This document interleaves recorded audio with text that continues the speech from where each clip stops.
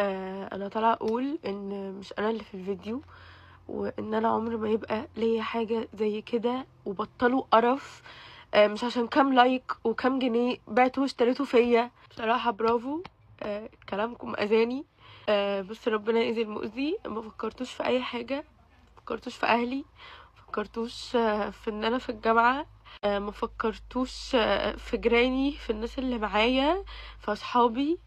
آه، كل اللي كان همكم اللايكات، وشهرتوا بيا من غير، مش عارفه، يعني مش عارفه ليه بصراحه حد ممكن يعمل كده.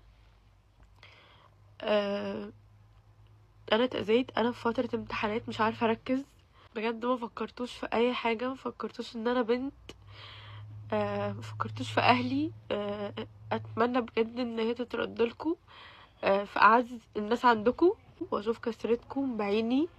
وعلى العموم انا خدت موقف واجراء قانوني ضد كل الصفحات وكل البيدجات وكل الاكونتات. اي حد قال اسمي او شهر بيا او اتكلم في الخير او الشر، انا خدت ضده اجراء قانوني.